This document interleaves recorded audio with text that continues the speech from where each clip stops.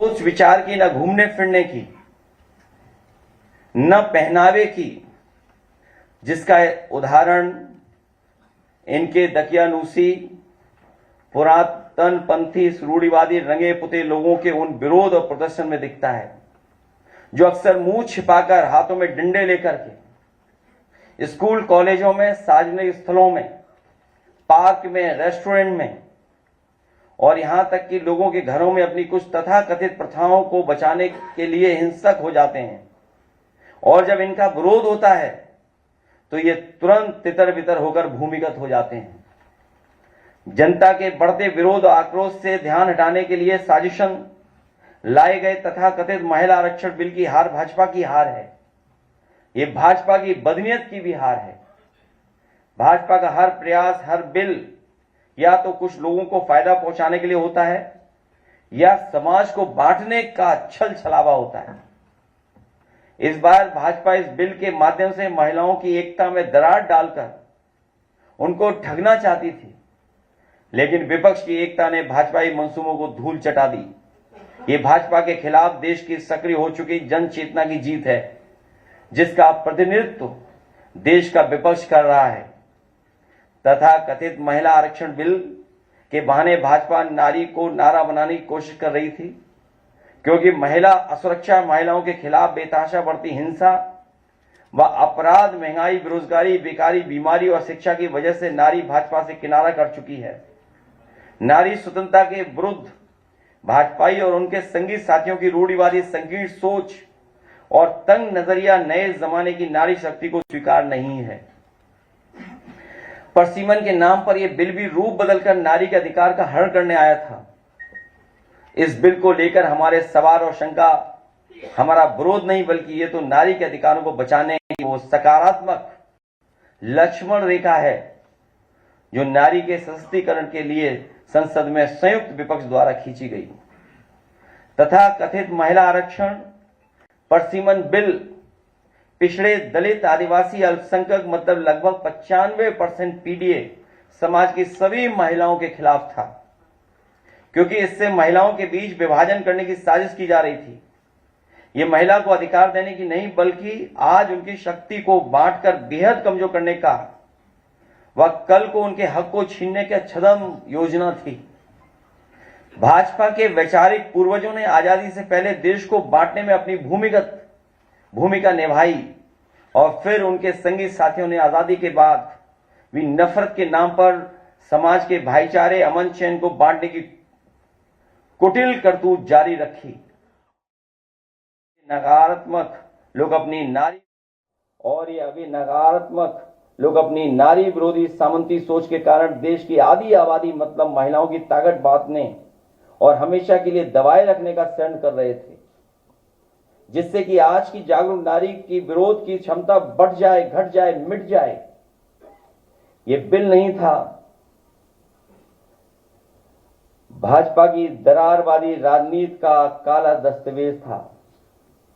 जिन्होंने नारी को अपने संगठनों में मान सम्मान नहीं दिया, वो राजनीति में क्या स्थान देंगे। अगर पिछड़ों की आबादी कम से कम केवल 66 भी मान ली जाए, इनमें आधी आबादी मतलब 33% होगी जिनके हक की बात नहीं हो रही थी। इसका मतलब यह है कि बिल 33% महिलाओं के हक देने के लिए नहीं, बल्कि उनका हक मारने के लिए लाया जा रहा था। यह भाजपा और उनकी वर्चस्ववादी महिला विरोधी सामंती सोच की साजिश है, जिसका हम विरोध करते रहेंगे।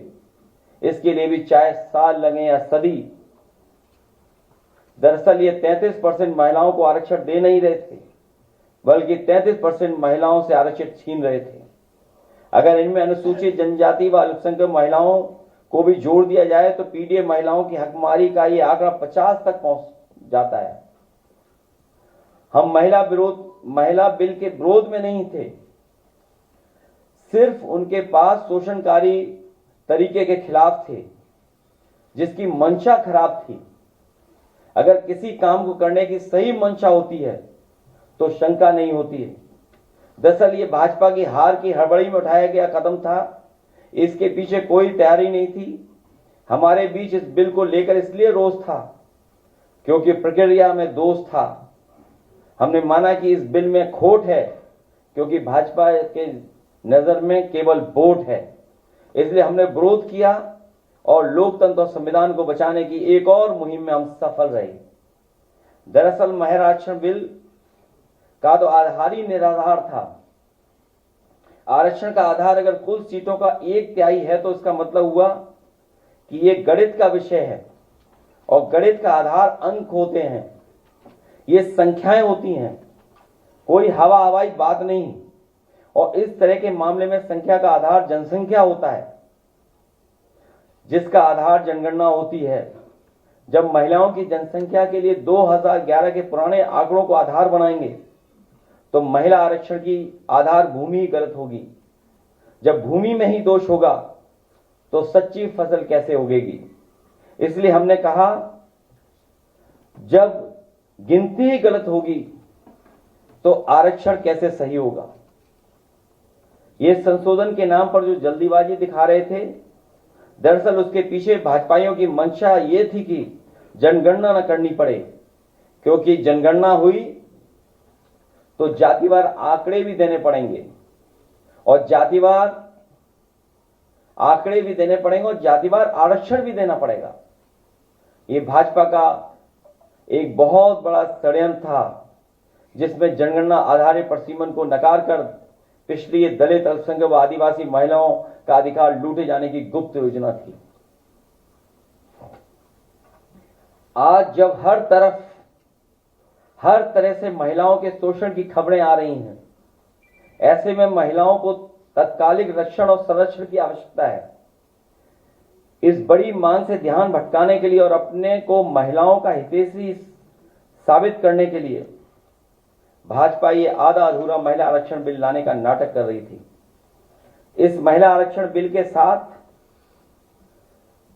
थे, लेकिन परसीमन के नाम पर की जा रही जल्दीबाजी के खिलाफ थे। दरअसल ये भाजपा को सामने दिख रही अपनी जमानत जब्त हार की हड़बड़ी में उठाया गया कदम था। इसके पीछे कोई तैयारी नहीं थी।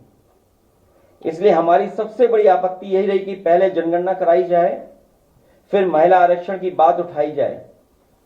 जो सरकार महिलाओं को गिनना नहीं चाहती, वो भला उन्हें आरक्षण क्या देगी। महिलाओं के साथ भाजपा और उनके संगी साथियों जो धोखा करना चाहते थे, महिलाओं के साथ वो छलावा हम नहीं होने देंगे। ये महिला सशक्तिकरण की बजाय तुष्टीकरण का कोशिश है। सबसे पहली बात तो महिला के अधिकार की होनी चाहिए और आरक्षण को उसका जरिया मानना चाहिए। अगर नजरिया ही गलत होगा तो परिणाम कैसे सही होगा। हम कह सकते हैं कि महिला आरक्षण की खामियां आखिरकार महिला अधिकार की खामियां साबित होंगी, क्योंकि नियत चुनावी राजनीति के फायदा उठाने का था, ना कि महिलाओं को सच्चा प्रतिनिधित्व देने की। इसलिए ये कभी सही साबित नहीं होता। प्रधान पति की तरह सांसद पति की अवधारणा भी चल निकलती। सच तो यह है कि आखिरकार महिला आरक्षण राजनीतिक दिखावा ही साबित होता, क्योंकि यह महिला सशक्तिकरण के मूल मुद्दों को संबोधित नहीं करता है। बुनियादी सवाल यह है कि जब नए निर्वाचित क्षेत्र ही नहीं बनेंगे तो महिलाएं किसका प्रतिनिधित्व करेंगी, और नए निर्वाचन क्षेत्र तब तक नहीं बनेंगे जब तक परसीमन न हो जिसका आधार जनगणना होगी। घूम फिर करके बात वहीं पहुंच जाती है कि जब तक महिलाओं की गिनती सही नहीं होगी, महिला आरक्षण सही नहीं होगा। महिलाएं जब तक जनप्रतिनिधित्व को लेकर शिक्षित प्रशिक्षित नहीं होंगी तो उनके शक्तियों का लोग दुरुपयोग भी करेंगे। जब स्टूडेंट यूनियन तक के चुनाव नहीं होंगे तो राजनीति की नर्सरी खत्म हो जाएगी।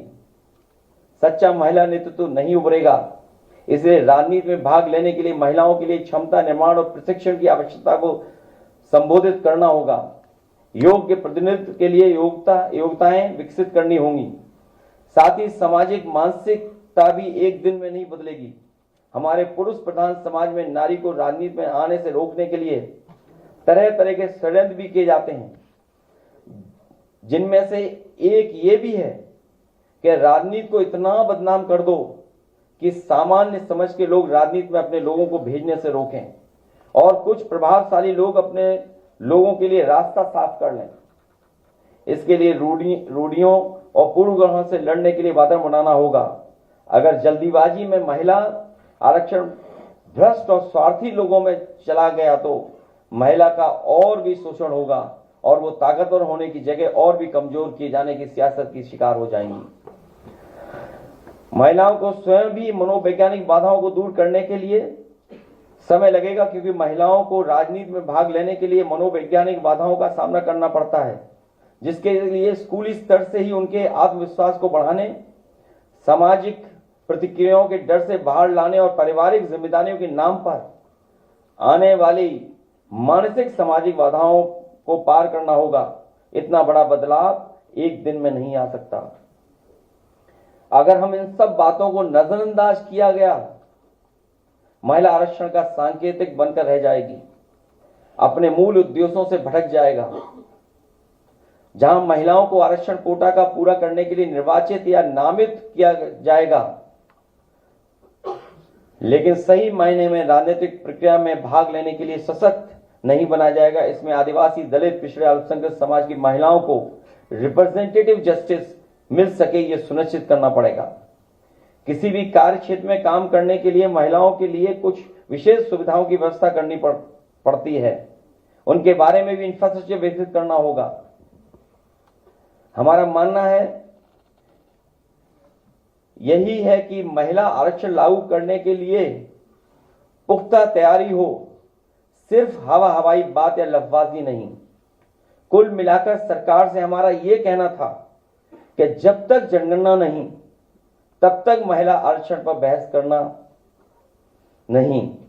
इनकी रूढ़िवादी सोच में महिला का कोई स्थान नहीं है।